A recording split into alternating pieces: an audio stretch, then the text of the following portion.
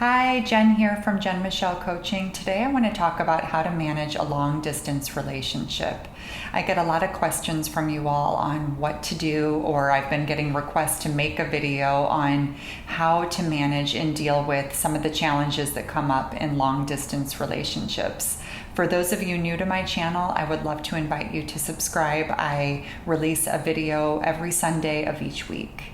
So let's get started. How to manage a long distance relationship. One of the first issues that I see when it comes to managing a long distance relationship is the tendency to compare. Compare against what it should look like, meaning perhaps an old belief system or how you grew up really believing relationships needed to look, and then feeling a sense of internal pressure and expectation around why it doesn't match.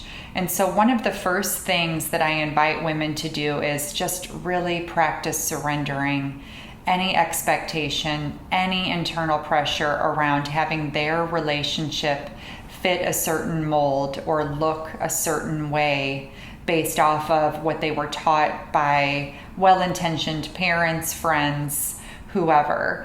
It's really important if you're in a long-distance relationship to stay in your side of the lane and to do what feels good to you and to really go inward to connect with what you value, what you and your partner want, what you want life to look like on your terms versus caving into the insecurity created through people not understanding or questioning how it could work or why you do it that way, or just really being able to make sure that you're grounded and rooted in your values and what works for you, and being confident in that in a way that becomes more and more unwavering over time.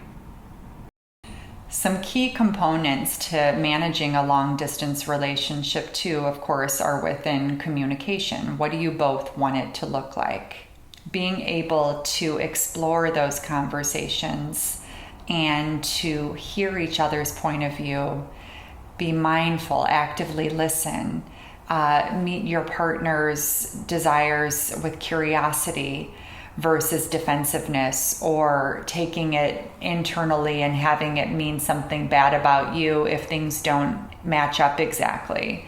And so when there is distance, our survival instincts can kick in because we're wired to assume the absolute worst. And so when we're having conversations around what we want a long distance partnership to look like in the short term and the long term, it can be very triggering and activating. And so it's very important that we stay really self-aware so that we're able to hear our partner's desires without making them a threat or mean something about us or the relationship that's negative. So it's really key to make sure that you're able to actively listen, to hear their perspective, to be able to thank them for sharing their perspective, and then give your feedback in a calm, soft, open way that creates a really safe space for both of you to grow in intimacy together and start to build dreams together.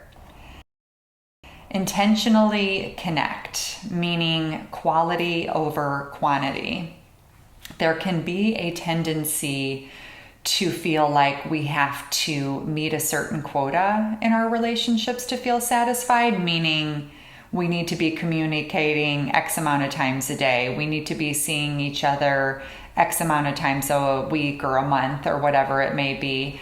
And as you become more and more accustomed to operating from your side of the lane, you'll start to see what works for you. And if you can really savor and be present with your partner, where the moments that you are on FaceTime or that you are together in person or talking on the phone, that those are really high quality moments, you will see that you get to set your own rules, because this is going to feel really good to you, because you are no longer trying to satisfy external, forces and say, okay, now I'll feel better because, so-and-so said we need to be doing it this way. But instead, you just focus on bringing that presence and that intention and that sense of really cherishing your time together, you will start to notice that the quality will be so enhanced that you will not need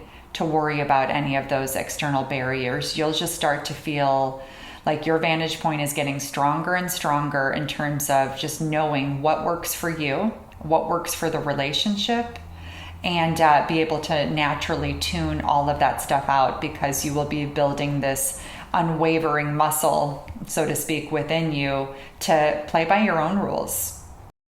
And we touched on this above where we talked about being present in the relationship, but I want to expand on this a bit where I'm saying when you are connecting together, you are truly making your partner a priority.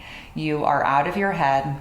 You're not preparing your response, your rebuttal. You're actively being present and listening to them, and you're slowing yourself down to just take in everything they want to share with you.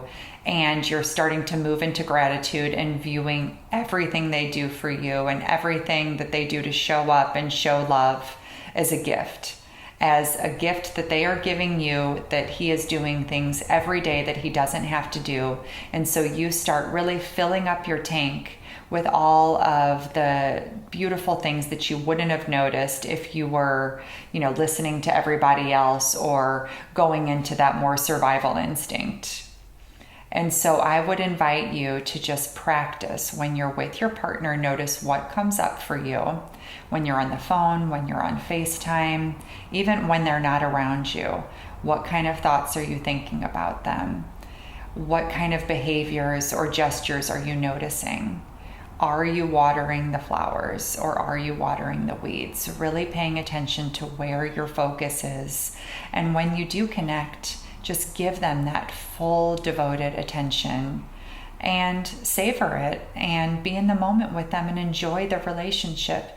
Give yourself permission to have a long distance relationship on your terms. And when challenges come up, if you can do these tips that I've shared, you will be so equipped to build intimacy, and you will be so equipped to be able to communicate in a way he can hear, because he will feel that your intention is good and that you are really approaching the relationship with a high level of devotion, respect, and I guess a deeper reverence for what the two of you have together. So I hope this is helpful in terms of managing a long distance relationship. And if you would like additional information on this topic as well as my other offerings, go to jenmichellecoaching.com. You can check out my digital programs there as well as my blog. I would love to hear your comments and feedback below, and have a beautiful week.